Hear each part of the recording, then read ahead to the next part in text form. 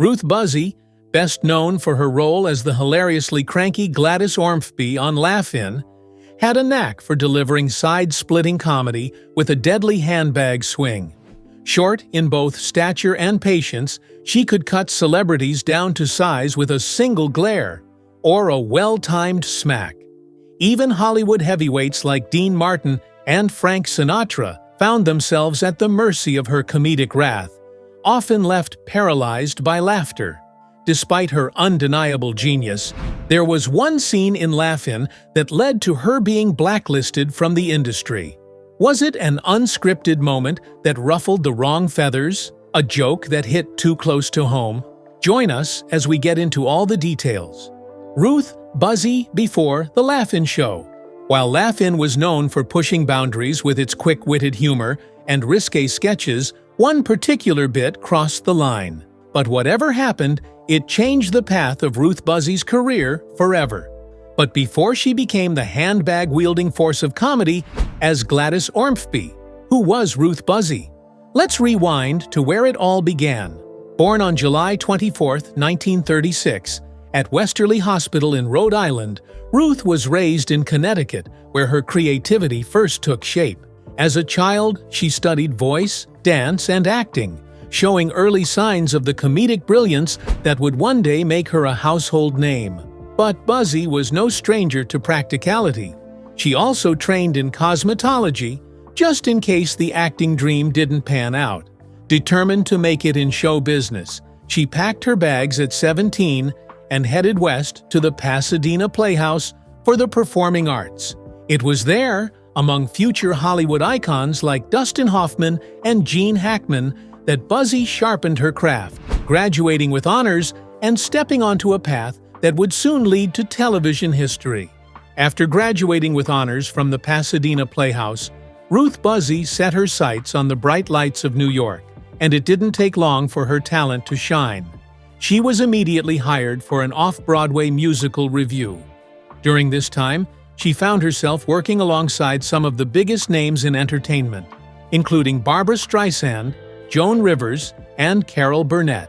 Her first national exposure came when she teamed up with Dom DeLuise in a wildly funny magic act. DeLuise played an incompetent magician, while Ruth stole the show as his bewildered yet ever-loyal assistant, Shakuntala. That performance was a turning point. Buzzi's comedy career was officially taking off. From there, she became a familiar face on television, appearing on The Steve Allen Show, The Gary Moore Show, The Entertainers, and even That Girl, where she played Marlo Thomas's friend. But her biggest break was just around the corner. When NBC launched Rowan and Martin's Laugh-In, Ruth Buzzi became an instant favorite. In fact, she was the only featured player to appear in every single episode, including the show's pilot. Her knack for creating unforgettable characters made her a standout. Among her many personas were Busy Buzzi, a Hollywood gossip queen, and Doris Sidebottom, a cocktail lounge patron who never quite knew when to stop drinking, especially when paired with her on-screen husband, Leonard, played by Dick Martin. Buzzi thrived in a range of roles, playing everything from eccentric Southern belles to flashy hookers, always bringing her wit and impeccable comedic timing. But no character was more beloved than Gladys Ormphby. Dressed in drab brown clothing with her signature hairnet tied smack in the middle of her forehead, Gladys was the ultimate spinster, grumpy, sharp-tongued, and always ready to unleash her purse on anyone who crossed her. Whether scolding unwanted suitors or smacking celebrities into submission, Gladys had audiences howling with laughter. Now that was comedy. Effortless, timeless, and downright hilarious. On Laugh-In, Ruth Buzzi's Gladys Ormphby was often the unfortunate target of Tyrone F. Horney, the lecherous, dirty old man played by Artie Johnson. With his slow, sleazy delivery and desperate advances, Tyrone never learned his lesson no matter how many times Gladys clobbered him with her purse. Even Dean Martin himself, a man who worked with the greatest comedic talents of his time, once called Buzzi the funniest woman he had ever worked with. And he wasn't wrong. watching Gladys go after Dean Martin, sometimes swinging that legendary handbag at him, other times putting him in his place with a single glare, was comedy gold. Whether Martin was genuinely amused or just tipsy, as he often was during the roasts, only added to the hilarity. Her ability to keep the audience and Martin himself on their toes made every moment unforgettable. After Laugh-In and her legendary Dean Martin roast appearances, Ruth Buzzi's career continued to flourish. She became a familiar face on beloved TV shows like Sesame Street, The Muppet Show, and Saved by the Bell. On the big screen, she landed roles in more than 20 movies, including Freaky Friday and The Apple Dumpling Gang Rides Again. She even took on westerns in the European Lucky Luke series, proving her versatility across genres. With a career spanning decades, Ruth Buzzi earned numerous accolades, including the coveted Golden Globe Award for her work on Laugh-In. Whether on television, film, or the Vegas stage, she left audiences in stitches, one purse swing at a time.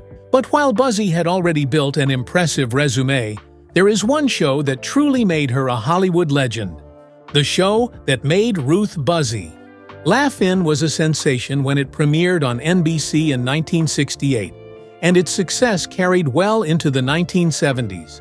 At a time when the country was deeply divided over the Vietnam War, the show became one of the few things that Americans could agree on.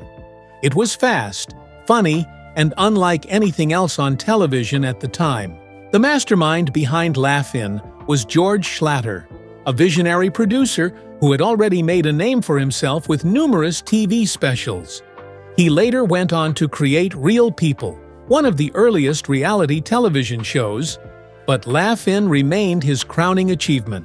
Schlatter recalled how his journey into television was anything but conventional. At a young age, I worked in the mailroom at MCA and moved up to booking piano players, he said. From there, I got into nightclubs, then into Las Vegas, and eventually into television. But all of that was fraught with accidents, adventures, and so forth. It all came to a head when we finally convinced them to let us try Laugh-In. And that was my favorite. When NBC greenlit Laugh-In, it wasn't because they had high hopes for it.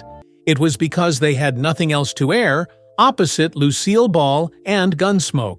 But against all odds, the show exploded in popularity, redefining comedy with its rapid-fire sketches, political satire, and unforgettable characters. And at the heart of it all was Ruth Buzzi, whose comedic genius helped make Laugh-In a cultural phenomenon. NBC initially treated Laugh-In as little more than a throwaway, something to fill a time slot against Lucille Ball and Gunsmoke. But after just a few weeks, the ratings told a different story. Wait a minute, what's happening here? Network executives wondered as the show gained ratings. Before long, Laugh-In wasn't just surviving, it was dominating, quickly becoming the most popular show in America. A big reason for its success was its fearless rapid-fire approach to comedy. The show had a distinct 60s look and counterculture energy, but it didn't alienate older audiences either. Instead, it brought in legendary entertainers like Jack Benny and John Wayne, sometimes with a surprising twist. When we asked John Wayne to do the show, he said, "I told you I'm not going to go on that show," recalled George Schlatter. Rather than argue, the producers simply taped him saying it, and that's exactly what they aired. The guest list didn't stop at A-list Hollywood royalty. Laugh-In even welcomed political figures like Senator Barry Goldwater, who famously quipped, "America is a great country where any boy can grow up to be president. Any boy but me." It was a sharp line, but surprisingly, some viewers didn't even recognize him. That was the magic of Laugh-In. It blurred the lines between entertainment, politics, and pop culture, making even the most unexpected guests part of the joke. Hosted by Dan Rowan and Dick Martin, Rowan and Martin's Laugh-In ran for 6 seasons from January 22, 1968 to March 12, 1973. What started as a one-time special in September 1967, replacing The Man from UNCLE, on NBC's Monday night lineup, became a cultural phenomenon. The show's title was a clever nod to the era's counterculture movements, playing off the love-ins and be-ins of the 1960s. In the very first episode, Dan Rowan set the stage for what Laugh-In would become. Good evening, ladies and gentlemen, and welcome to television's first Laugh-In. Now, for the past few years, we have all been hearing an awful lot about the various ins. There have been be-ins, love-ins, and sleep-ins. This is a laugh-in, and a laugh-in is a frame of mind. For the next hour, we would just like you to sit back and laugh and forget about the other ins. And that's exactly what America did. Laugh-In may have seemed wild and unpredictable, but it was built on classic comedy traditions. It took inspiration from vaudeville, burlesque, and the chaotic Broadway show Hell's a Poppin', as well as the clever TV humor of Ernie Kovacs and That Was the Week That Was. The show moved at a fast pace, with short, sharp sketches, political jokes, and clever wordplay. Dan Rowan and Dick Martin, the hosts, played off each other perfectly, Rowan as the serious one, and Martin as the clueless, funny man. Their chemistry kept the show balanced amid all the craziness. Gary Owens was the show's announcer, using his deep voice and serious tone to make silly lines sound even funnier. The cast was packed with comedy stars, including Ruth Buzzi, Judy Carne, Henry Gibson, Goldie Hawn, Artie Johnson, Joanne Worley, Alan Suze, Lily Tomlin, Dennis Allen, and Richard Dawson. The show's success. By 2002, Rowan and Martin's Laugh-In was ranked 42nd on TV Guide's list of the 50 greatest TV shows of all time. One reason for its success was its unique, free-flowing format. Some jokes were repeated throughout an episode with small changes, while others featured regular characters that viewers came to love. The show's famous Blackout sketches were quick, surprising jokes, often set to a short musical sting. These kept the energy high and made every episode feel exciting and unpredictable. Each episode started with fast-paced jokes, leading into Gary Owens' introduction. The cast and guest stars would appear behind the brightly painted joke wall, delivering punchlines in quick succession. Owens, always standing at his microphone with one hand cupped to his ear, gave the show a signature sound with his deadpan announcements. With its mix of slapstick, satire, and pure silliness, Laugh-In didn't just entertain, it changed comedy on television forever. After a few more quick sketches leading up to the first commercial break, Rowan and Martin would take the stage to introduce the show. Their back and forth usually had Martin misunderstanding or going off on a tangent, much to Rowan's frustration. From there, Rowan would invite everyone to the cocktail party. This was a lively segment where the cast and sometimes surprise celebrity guests danced in a colorful party setting while tossing out quick one-liners between bursts of music. It had the loose, playful feel of a real party, and the unpredictability made it even funnier. Another popular segment was Laugh-In Looks at the News, which always started with the female cast and the guest star singing a themed opening. The news skits jumped between different time periods, with Martin covering current events, Rowan predicting the future, and the cast acting out historical moments. Alan Suze, as Big Al, would chime in with an over-the-top sports report that never made much sense. Then there was Mod World, which took on a different theme each week with a mix of sketches, musical numbers, and a bit of visual flair. One of the most memorable parts was the go-go dancing clips, often featuring Judy Carne and Goldie Hawn in bikinis with jokes or images painted onto their bodies. It all added to the show's fast-paced, anything-goes energy. At the end of every show, after a final exchange, Rowan would turn to Martin and say goodnight, Dick." Martin would always respond, "Good night, Dick." That led straight into the final joke wall segment, where cast members popped out of their doors to tell one last joke, talk to each other, or just shout, "Good night, Dick." As the closing credits rolled, there was still time for a few more quick skits, with Gary Owens making one last appearance.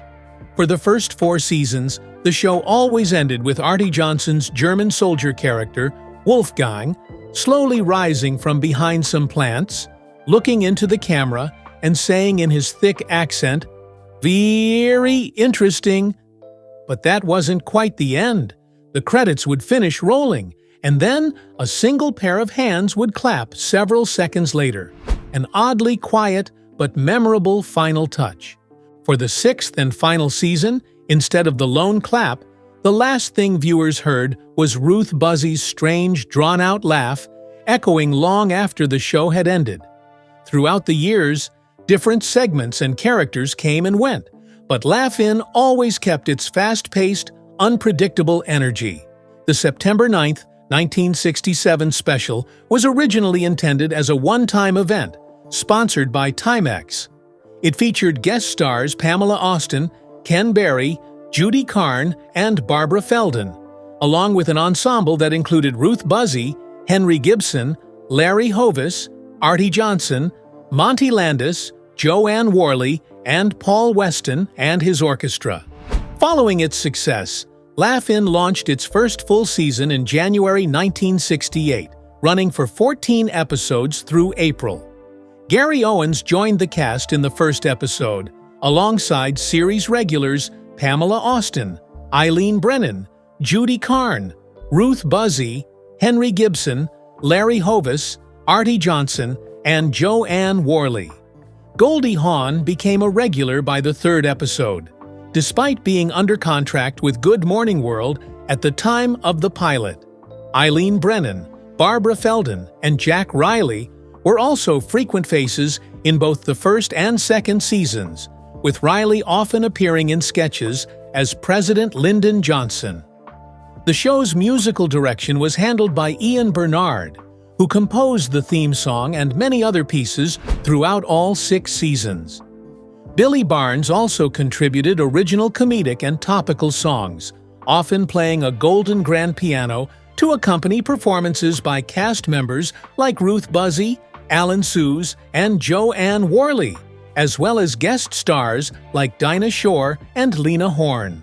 Artie Johnson, wanting separate star billing, had his name announced separately by Gary Owens, starring Dan Rowan and Dick Martin, and Artie Johnson, with Ruth Buzzi. This gave him the distinction he wanted while keeping him part of the ensemble.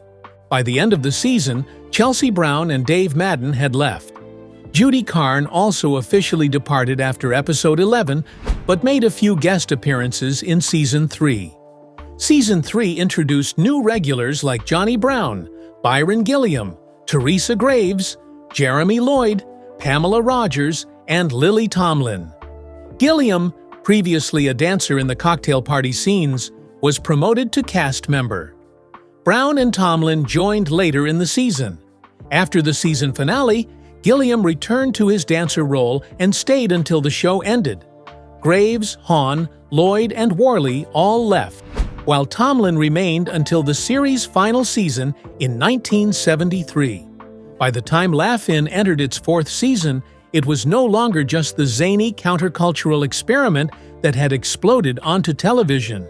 It was now a full-fledged phenomenon, but like any long-running act, it needed to keep evolving.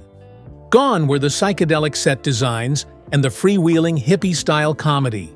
In their place, a new avant-garde aesthetic took over, complete with oversized cutouts of famous figures staring blankly from the cocktail party scene. The humor shifted too. There were fewer jabs at the Vietnam War, and racial jokes were noticeably scaled back. Laugh-In was still irreverent, still fast-paced, but now it was finding a new identity. Some familiar faces returned. Goldie Hawn, the show's original giggling blonde, popped in for episode 3 after leaving Laugh-In to chase Hollywood dreams. It was a triumphant homecoming, considering she had just won an Academy Award for Cactus Flower. Teresa Graves also made a brief return toward the end of the season, but not everyone stuck around. By episode 10, Henry Gibson had bowed out, and Artie Johnson followed after the season finale, ending his run as the ever-watchful German soldier who always found things very interesting. Season 5 arrived with yet another set redesign, and this time it was almost self-referential. The cocktail party scene now unfolded in front of a giant mirrored wall, reflecting the cast and audience in a way that made the show feel even more like an absurd, never-ending funhouse.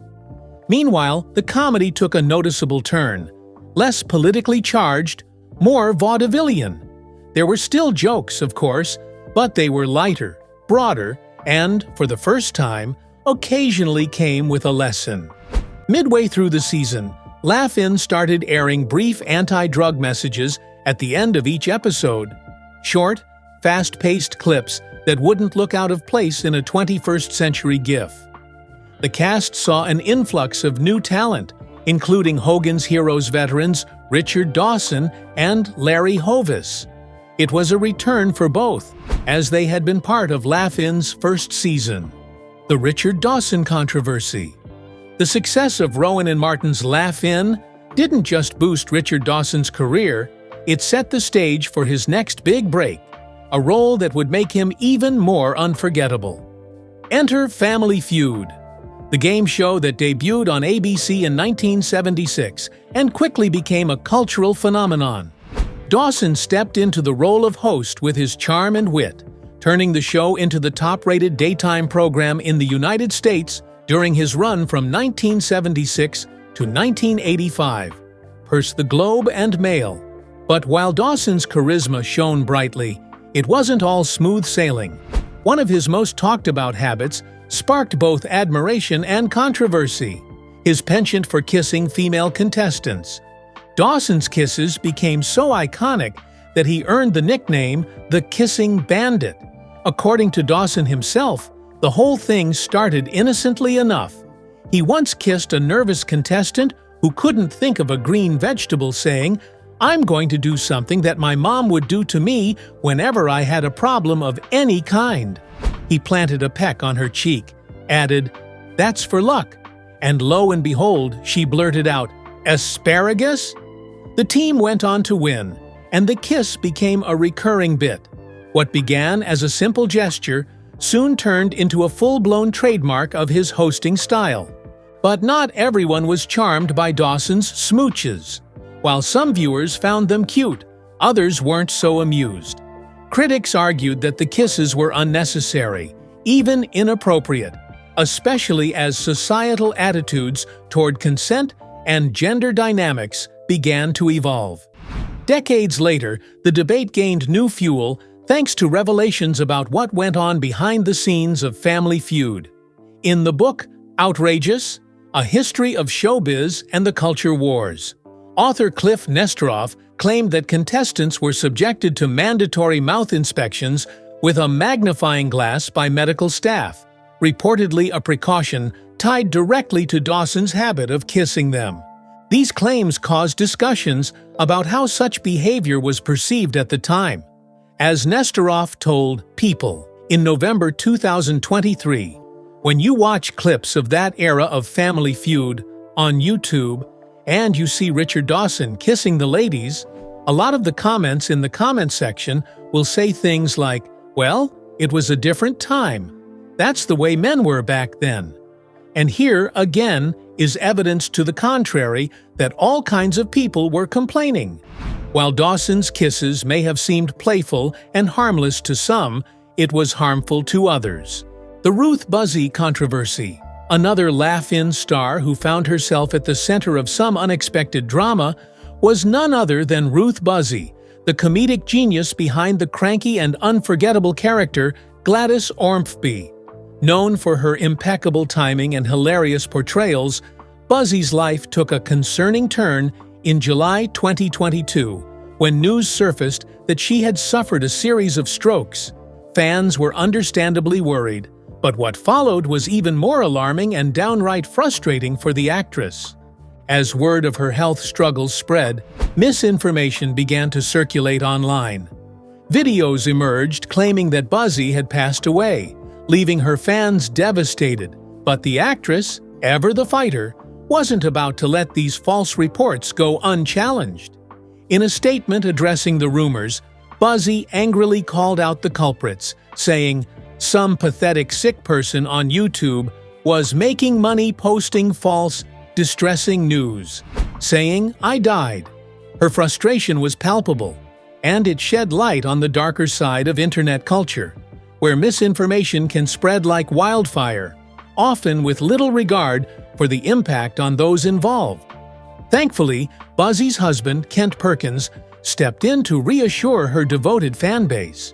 In a heartfelt Facebook update, he shared promising news about her recovery. She was able to move a leg that had been totally crippled with stricture from a stroke for the past few weeks, he revealed.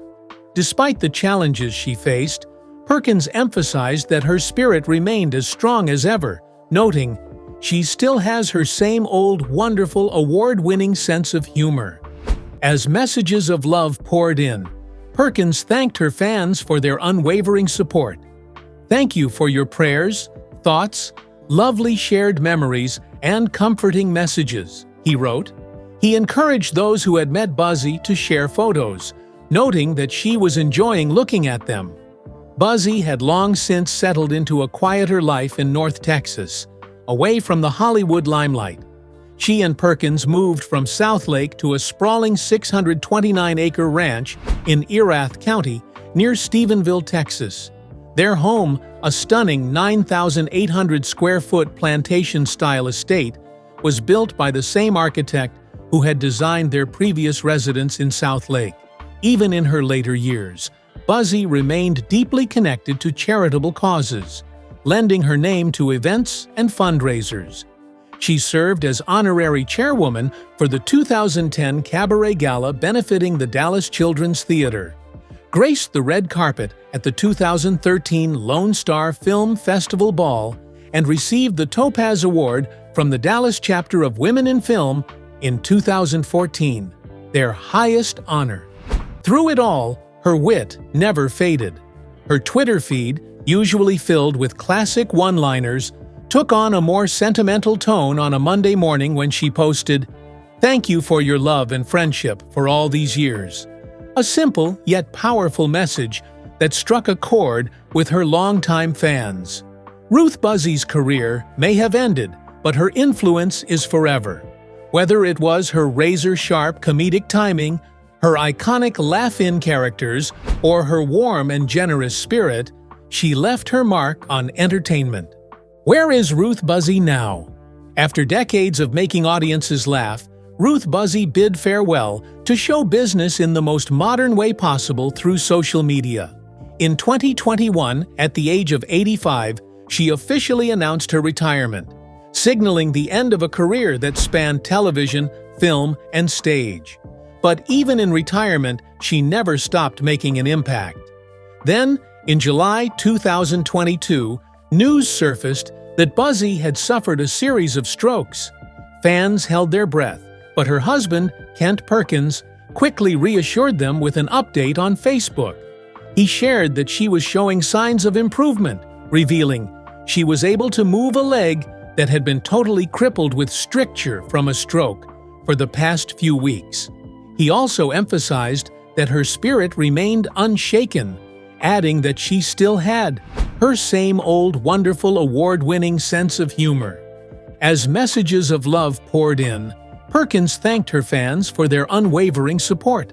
"Thank you for your prayers, thoughts, lovely shared memories, and comforting messages," he wrote.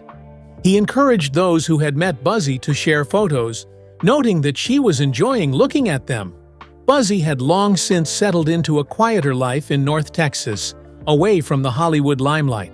She and Perkins moved from Southlake to a sprawling 629-acre ranch in Erath County near Stephenville, Texas.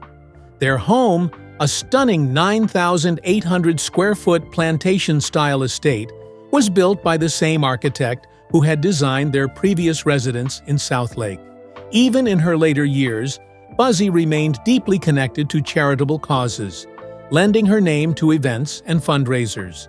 She served as honorary chairwoman for the 2010 Cabaret Gala benefiting the Dallas Children's Theater, graced the red carpet at the 2013 Lone Star Film Festival Ball and received the Topaz Award from the Dallas chapter of Women in Film in 2014. Their highest honor. Their highest honor. Through it all, her wit never faded. Her Twitter feed, usually filled with classic one-liners, took on a more sentimental tone on a Monday morning when she posted, "Thank you for your love and friendship for all these years." A simple yet powerful message that struck a chord with her longtime fans. Ruth Buzzi's career may have ended, but her influence is forever. Whether it was her razor-sharp comedic timing, her iconic laugh-in characters, or her warm and generous spirit, she left an indelible mark on entertainment. What did you think of Ruth's unforgettable characters on Laugh-In? Share your thoughts in the comments below, and don't forget to like, subscribe, and hit the notification bell for more fascinating stories.